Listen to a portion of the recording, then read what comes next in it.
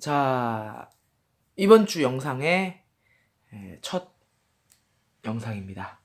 지난 시간까지 우리 정당의 의미와 정당 기능까지 해서 60페이지 여기 표시한 여기까지 배웠었죠. 그죠? 오늘은 정당 제도의 유형, 그리고 바람직한 정당 정치의 실현, 그리고 선거까지만 할게요. 양이 별로 많지 않아서 페이지를 조금 많이 잡았습니다. 당황하지 마세요. 그러면 60페이지 정당 제도의 유형부터 하겠습니다. 어려운 거 없으니까 부담 갖지 않아도 됩니다. 자, 보이죠? 됐다. 자, 정당 제도는 크게 일당제와 복수정당제로는 아닙니다. 정당이 하나인 게 바로 일당제예요. 1. 정당이 하나만 존재하는. 복수정당제는 둘 이상의 정당이 존재하는 이 제도죠. 그래서 한 나라에 존재하는 정당의 수로 이 정당 제도를 나눈다는 거. 복수정당제는 다시 두 개로 나뉘는데요. 이름만 들어도 알 수 있습니다. 양당제. 양쪽으로 나뉜다는 거지. 그러니까 정당이 한 나라 내에 두 개가 존재한다는 거예요. 두 개. 다당제는 당연히 두 개가 넘는 세 개 이상의 정당이 국가에 존재할 때를 다당제라고 합니다. 그럼 1당제부터 볼까요? 1당제. 하나의 정당만 활동하는 제도고요. 특징으로는 오직 하나의 정당에서 활동하기 때문에 한 정당이 정치 권력을 독점할 수 있습니다. 하나의 정당이니까 당연히 견제하거나 서로 싸울 만한 상대가 없으니 독점을 하는 거죠. 두 번째 특징으로는 국민의 다양한 의사가 반영되기 어렵다는 거예요. 국민은 이것도 있고 저것도 있고 요것도 있고 이런 것들을 원하지만 정당이라는 건 하나기 때문에, 정당은 하나밖에 없기 때문에 이 정당에서 모든 요구를 수용해 줄 순 없다라는 거지. 그래서 반영이 잘 안 되고요. 세 번째, 단일 정책을 국민에게 강요할 수 있다는 거야. 왜? 정당이 하나기 때문에 그 정당에서 만들어진 그 정책의 방향으로 국민들이 따를 수밖에 없는 상황이 될 수 있는 거예요. 사례로는 나치 정권의 독일, 그리고 프랑코 지배하의 에스파냐가 있습니다. 이와 관련해서 나치와 프랑코가 왼쪽에 60페이지 왼쪽에 나와 있으니 한번 읽어보시고요. 1당제의 모습을 60페이지 왼쪽 밑에 그림으로 나타나 있고 특징도 적혀 있습니다. 한번 읽어보세요. 그 다음 복수정당제 중에서 두 번째 양당제에 대해서 한번 배워봅시다. 양당제. 실질적으로 두 개의 정당에서 정치 권력 교체가 일어나는 경우, 두 개의 정당이죠. 양쪽으로. 그죠? 그러면 특징을 볼까요? 정당이 반드시 두 개만 존재하는 것은 아님. 이게 뭔 말이야? 두 개라며. 그러니까 한 나라 내에서 존재하는 정당의 수인데 실질적으로란 말이 붙었어요. 그러니까 나라 내에 정당이 A당도 있고 B당도 있고 C, D, E당 여러 개가 있긴 한데 실질적으로 국민의 선택을 받는 당의 수가 두 개로 압축된다 이거야. 다른 C, D, E, F당은 그냥 별 존재감이 없다는 거죠. 그냥 만들어 놓기만 했지. 국민의 선택을 받지 못한다는 거예요. 그러면 국가적으로 봤을 땐 양당제인 거지. 존재가 실제로 두 개 이상 3개, 4개, 5개가 된다 하더라도. 그래서 실질적으로란 말이 붙었어요. 사실상 두 개의 정당이 주도하는 모습으로 운영될 경우엔 양당제라고 할 수 있다. 그리고 국가에 정당이 딱 두 개만 있다면 당연히 양당제겠죠. 그래서 양당제가 꼭 반드시 두 개인 것만은 아니에요. 두 개인 것도 양당제지만 두 개가 넘어도 실질적으로 두 개면 양당제라는. 이렇게 두 개의 정당이 주도를 하게 되면 다른 정당에 비해서 국민의 선택을 많이 받는 거니까 다수당이 되는 거죠. 다수당. 그럼 다수당이면 국민들의 권력, 국민들로 인해 지지와 동의를 얻었으니 횡포를 부릴 수 있다는 거예요. 권력을 얻었으니까. 그런 특징이 있고요. 다음 양당제의 경우에는 정치적 책임 소재가 분명하다는 거. 뭔가 정책을 펼쳤을 때 잘못됐거나 잘했을 때 이 정책에 대해서 책임을 져야 되는데 정당이 여러 개면 찾기가 어렵겠지만 정당이 딱 두 개면 누가 잘했는지 바로 찾아낼 수 있잖아요. 누가 못했는지 책임을 물을 수 있다는 거야. 세 번째가 유권자의 선택의 폭이 좁아서 유권자가 하는 선택의 폭이 좁아서 다양한 소수 의견 반영이 어렵다는 거지. 1당제보다는 선택의 폭이 늘었어요. 몇 개? 한 개가 더. 그지? 두 개니까. 하지만 두 개 가지고는 아직도 선택의 폭이 좁다라는 거죠. 사례로는 미국과 영국이 있고요. 미국, 영국 역시 실제로는 여러 가지의 당이 있지만 국민들의 선택을 받는 당은 실질적으로는 두 개이기 때문에 양당제라고 합니다. 그래서 이와 관련된 그림이 61페이지 왼쪽에 양당제와 관련된 모습이 그려져 있습니다. 다당제입니다. 3개 이상의 정당이 정치 권력을 획득하고자 경쟁하는 형태를 다당제라고 하고요. 특징으로는 다양한 의견이 반영 가능합니다. 당연하겠죠. 국민들이 1당제와 양당제에 비해선 선택의 폭이 넓잖아. 그렇죠? 유권자의 선택의 폭이 넓어지기 때문에 그렇고요. 군소정당의 난립으로 불안정한 정국이 될 수 있다. 우리 지난 시간부터 계속 군소정당이 난립하면 정책적인 상황이 불안정해진다라는 얘기를 계속했죠. 앞으로도 그 얘기 계속 할 거야. 그래서 여러 가지 당들이 있는 곳이 바로 다당제이기 때문에 다당제는 A, B, C, D, E 당이 있으면 A, B, C, D, E 당이 어느 정도 적당히 골고루 다 표를 받는 그런 형태가 다당제인 거예요. 그러다 보니 서로 각자의 목소리를 낼 테고 그러면 당연히 혼란스럽겠죠. 그래서 군소정당의 난립으로 전국이 불안정해진다는 거예요. 전국은 정치적인 상황, 나라의 정치적인 상황을 말하는 거고요. 그렇기 때문에 강력한 정책을 수행하기 어렵다는 거예요.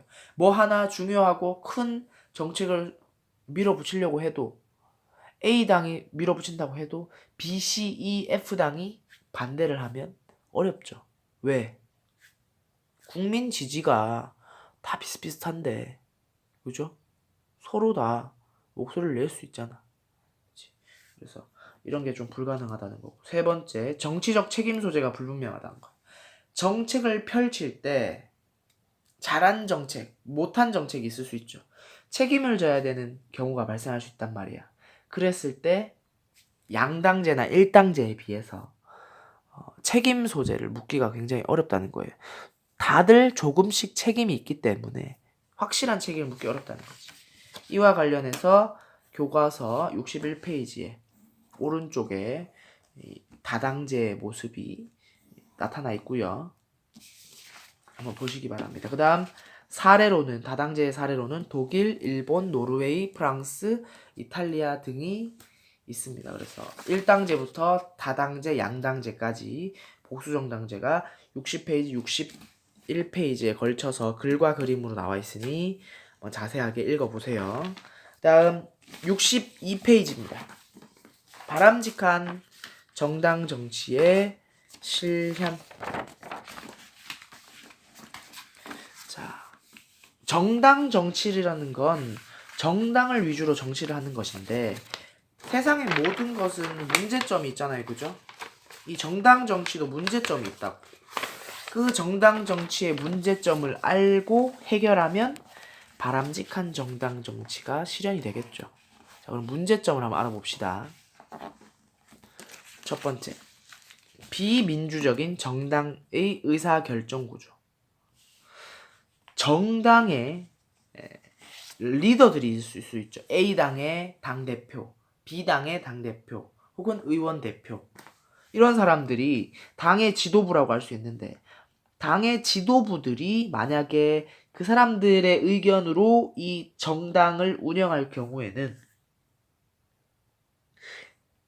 다수 당원과 다수의 지지자, 그 정당을 지지하는 사람들의 의견을 반영 안 할 수가 있다는 거예요. 반영을 안 할 경우는 어떻게 되는 거야? 대다수의 그 정당에 속한 사람들이 원하는 방향으로 안 가는 거잖아. 리더의 뜻으로만 가는 거니까 비민주적이라고 하는 거예요. 이것도 문제점이 될 수 있겠다. 정당 정치일 경우. 두 번째, 낮은 재정 자립도. 스스로 경제적으로 자립하지 못한다는 거죠. 어떤 일이 있을 수 있냐? 정당을 운영하려면 A당, B당, C당이라는 당을 운영하려면 아무래도 돈이 필요하겠죠. 그지? 운영할 때 정책을 연구한다든지 그런 식의 돈이 필요할 텐데 당원들이 당비를 냅니다. 근데 그 정당에 속한 가입한 당원들이 낸 당비로 그 돈이 모두 메꿔지면 되는데 모자랄 경우에는 이 정책 운영비를 충당하지 못하는 일이 발생하면 어떻게 해야 돼요? 돈을 구해야겠지. 어디서 구해? 국가 보조금이나 기업의 기탁금, 후원금 등을 어딘가에서 받아야겠지. 그래야 운영이 가능하잖아. 받아서 쓸 경우에는 어떻게 돼요? 세상에 공짜가 있어? 없잖아. 우리가 우리 돈으로 하면은 눈치 볼 게 없어요. 근데 이 사람들의 돈을 받았어. 그럼 당연히 이 사람들에게 뭔가를 해줘야 되는 거 아니야. 정당으로서. 그럼 정당은 정치를 하니까 정치적으로 도움을 주겠죠. 그게 바로 우리가 아는 비리가 될 수 있는 거예요. 비리. 정경유착이라 그래서. 그죠? 그래서 정당이라 하면 원래 공익을 추구해야 되죠. 사람들의 이익을, 모두의 이익을. 근데 돈을 받으면서 운영을 하게 되면 특정 집단의 이익을 대변할 수 있는 가능성이 높아질 수 있다는 거. 세 번째 문제점.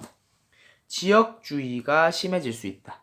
지역주의라는 건 지역이 최고다. 우리 지역이 최고다. 우리 지역을 위주로 해야 된다라고 하는 움직임, 그런 모습들을 지역주의라고 합니다. 우리나라가 좀 그게 좀 아직 남아있죠. 이제 점점 좀 줄어들고 있긴 한데 특정 지역과 특정 지역의 갈등을 일으키고 또 이쪽 지역은 이쪽 A당이 저쪽 지역은 B당이 이런 식으로 상대 지역을 비난하고 헐뜯고 저 당을 뽑아서는 우리 지역이 망한다. 이런 식으로 선전을 한다던가. 이런 식으로 하면은 사회적인 통합이 되겠습니까? 안 되죠. 그죠? 각 지역별 선호 정당만 뽑게 되면 결국 어떻게 되냐면 이 지역에는 A당만 뽑게 되고 저 지역에는 B당만 뽑게 되는 거야. 그러면 일종의 일당제가 돼버리는 거죠. 그죠? 하나의 정당만 존재하는 거잖아. 그 지역에는. 다양한 의견이 반영이 안 되고 또 일종의 독재 정치가 될 수 있다는 거. 문제점이죠. 그래서 세 가지 문제점이 나타날 수 있고 해결 방안은 상향식 의사결정 구조를 확립해야 된다는 거.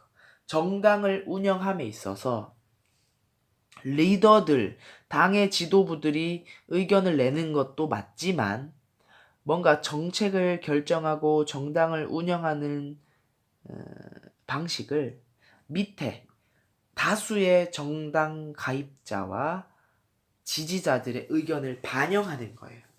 그래서 이 방식 중에 하나가 여기 62페이지 나와 있는 모바일 투표죠. 사람들의 의견을 다양하게 받아서 정당을 어떻게 운영할 것인가 라고 의견을 반영하는 거죠. 이게 바로 민주적인 방식이고 정당의 민주화라고 할 수 있는 겁니다. 밑에서부터 위로 의사가 결정이 돼서 올라가는 거니까 상향식 의사결정 구조라고 해요. 위로 향하는 거니까. 다음, 정책 중심의 건전한 비판과 경쟁. 정당이 서로 우리는 이러한 정책을 펼치겠습니다. 이러한 정책을 펼치겠습니다. 서로 지역이나 뭐 이런 걸 헐뜯는 게 아니라 깨끗하게 정책적으로만 경쟁을 한다면 지역주의가 먹히겠습니까? 안 먹히죠. 그죠? 또 그런 식으로 깨끗하게 운영이 된다면 당원들의 가입도 늘어날 테고 당비로 정책 운영비가 당연히 충당이 될 테니까 후원금이나 기타금이 필요하지도 않을 거예요. 그래서 정경유착도 막을 수 있다는 거죠. 물론 이상적인 경우에 현실적으로 조금 이렇게까지 되기가 쉽지 않죠. 그죠? 다음 세 번째, 국민의 지속적인 관심과 참여. 국민들이 계속 정당에 눈을 뜨고 지켜보고 있다면 정당이 이런 식으로 문제점을 일으켜도 빨리 수습하려고 노력할 겁니다. 그죠? 정당 정치의 문제점을 사람들이 알고 있어야 된다는 거예요. 이게 바로 해결 방안 세 번째입니다. 그래서 62페이지까지 했고요. 16분이 넘긴 했는데 빠르게 끝낼게요. 63, 64. 선거 못 들어본 사람 있습니까? 없죠. 선거라는 건 뽑아 올린다는 거야. 누구를? 후보자를 뽑아 올리는 거예요. 우리 선거와 투표를 헷갈리는 사람이 있는데 조금 다릅니다. 투표는 선거의 한 방식이에요. 후보를 뽑는 방식 중에 하나가 표를 던지는 거예요. 우리가 인형 뽑기를 생각해 봅시다. 인형을 뽑을 때 동전을 넣고 인형을 뽑죠. 동전을 넣는 걸 투표라고 한다면 인형을 뽑는 걸 선거라고 할 수 있어요. 인형을 뽑을 때 한 방식이 바로 동전을 넣는 거죠. 오케이? 하지만 인형을 뽑을 때 반드시 동전을 넣는 방식만 있는 건 아니잖아. 동전을 넣고 뽑는 게 가장 민주적이고 이상적이기 때문에 그 방식을 이용하긴 하는데, 예를 들어서 뭐 이 인형 뽑기 기계를 그래서 안 되지만 박살내서 유리창을 깬 다음에 거기 인형을 뽑아가는 것도 뽑는 건 뽑는 거잖아. 그죠? 비민주적이고 정상적인 방법은 아니지만. 그래서 후보를 뽑는 걸 선거라고 하고요. 대표적인 선거의 방식 중에 하나가 투표라는 거. 동전을 넣는. 자, 의미 봅시다. 국민의 대표를 투표로 뽑는 행위 방금 말했고요. 기능으로는 책임 정치를 실현할 수 있다는 거예요. 책임을 지게 만든다는 거야. 국민들이 뽑았으니까 길 가다 그냥 아무나 잡고 우리 국민의 대표 해가 아니라 선거를 통해서 국민의 대표가 됐으니까 그만큼 이 사람 국민의 대표가 책임감을 질 수 있고, 이런 식으로 정치 권력의 통제를 가할 수 있다는 거지. 똑바로 해라. 책임감을 가져라. 그렇지 않으면 우리가 다음에 뽑아주지 않겠다. 이런 식으로 또 국민의 의사가 국가 정책에 반영될 수 있다는 거예요. 내가 원하는 정책, 공약을 하는 후보를 선거로 뽑으면 국민들의 의사가 반영이 되는 거잖아요. 그죠? 기능까지 했고요. 다음 그 내용이 63페이지 나와 있습니다. 읽어보시면 되고요. 64페이지 여기까지입니다. 여기 내용이 많은 것 같긴 한데 초등학교 때부터 배웠어요. 그래서 빨리 끝낼게요. 선거의 4대 원칙 뭡니까? 이거 이제 좀 헷갈리지, 그지? 알아야 됩니다. 보통 선거의 원칙, 평등 선거의 원칙, 직접 선거의 원칙, 비밀 선거의 원칙입니다. 여기서 정말 쉬운 거는 직접 선거의 원칙과 비밀 선거의 원칙. 이름에서 다 나와 있잖아. 그치? 직접 뽑아야 된다. 누가? 국민이. 몰래는 아니고 누굴 뽑았는지 비밀로 해야 된다. 비밀 선거. 반대말은 간접선거. 비밀선거의 반대말은 공개선거. 이해가 되죠? 이건 설명을 따로 안 할게요. 그 다음 보통선거와 평등선거를 여러분들이 헷갈릴 수가 있어요. 잘 보세요. 보통선거라는 건 일정 연령에 도달한 국민이라면 누구나 선거 가능한 거야. 이거 우리 배웠지? 노동권, 그리고 농민, 여자들은 정치에 참여할 수 있는 권력, 정치에 참여할 수 있는 권한이 없었잖아요. 예전에, 그지? 그래서 참정권 확대 운동을 펼쳤고 그게 바로 차티스트 운동이나 여성 참정권 확대 운동이었잖아, 그지? 그런 걸 통해서 뭘 달성했다 그랬어?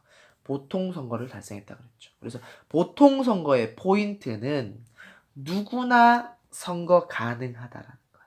일정 연령에만 도달하면. 내가 여자라서, 남자라서, 외국인이라서, 머리가 곱슬해서 할 수 없는 게 아니야. 누구나 가능하다. 근데 여러분들 여기서 착각할 수 있는 게 누구나니까 누구나 가능하다. 평등하다? 평등선거 아니야? 라고 할 수 있는데 이거는 보통선거라는 거. 그래서 보통선거의 반대말은 특별선거가 아니라 특별선거가 아니라 제한선거라는 거죠. 옛날에 귀족만 투표할 수 있었고 혹은 부르주아만 투표할 수 있었던 게 바로 제한선거죠. 평등선거라는 건 모든 유권자의 투표권이 동등하다는 거예요. 여기서 평등하다는 건 표의 가치가 평등하다는 거예요. 나 한 표, 너 한 표라는 거야. 사람들이 갖는 표의 가치가 다르지 않다는 거죠. 그게 바로 평등선거입니다. 그래서 표의 등가성을 얘기하는 거예요. 투표권의 가치가 동등하다는 거. 예를 들어서 국회의원을 뽑을 때 A 동네에서 뽑는데 A 동네 국회의원을 뽑을 때 60대 사람을 10명, 60대 사람의 의견을 10명, 20대 사람의 의견을 100명 반영해서 국회의원을 뽑는다. 그러면 60대 사람의 표 10표와 20대 사람의 표 100표로 국회의원을 뽑는다 생각해보세요. 그런 일은 없지만 예를 들어서 그렇게 되면 60대 사람의 표가 20대 사람의 표보다 10배의 가치를 가지는 거잖아요. 그치? 여기는 10명이서 한 명을 뽑는 거고 여기서는 100명이서 한 명을 뽑는 거니까. 한 사람 한 사람의 표의 가치를 따졌을 때. 그러면